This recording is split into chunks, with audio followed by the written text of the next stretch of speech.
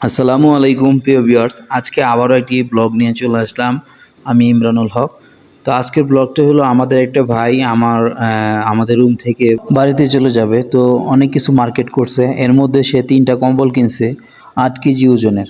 তো একটা জিনিস আপনারা অনেকেই জানেন যে বিদেশ থেকে যাওয়ার সময় কিন্তু 46 কেজি আর হলো টোটাল 46 কেজি ওয়েট জিনিস নিতে পারবে, আর হলো নিতে পারবে 7 কেজি হাতে করে। তো তিনি 8 কেজি ওজনের কম্বল কিনছে 3টা, তো 3 হাজার 24 কেজি ওজন হয়ে গেছে তো শুধু কম্বলই। তো সে বেচারা একটু ঝামেলায় পড়ে গেছে, কারণ হলো যে এখানেই 24 কেজি হয়ে গেছে, বাদ বাকি জিনিসগুলো আসলে কিভাবে নেবে সে। অনেক মার্কেট করছে বাড়িতে কি গেলে কিন্তু টুকিটাকি করে কিনতে কিনতে কিন্তু অনেক কিছু কেনা হয়ে যায় বাড়ির জন্য। আসলে তখন কিন্তু এত ওয়াইডের চিন্তা ভাবনাটা আসলে আসে না মাথায়। আসলে অনেকেই চায় অনেক কিছু, যে কারণে কিনতে দেখা গেছে অনেক কিছু হয়ে গেছে।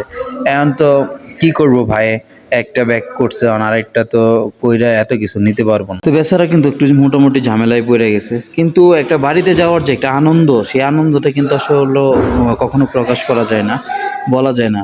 আসলে বাড়িতে যাইলে হঠাৎ করে 2 বছর পরে অনেক অনেক আনন্দ লাগে। তো সবাইকে সব কিছু দেওয়া এটাও কিন্তু একটা আনন্দের বিষয়।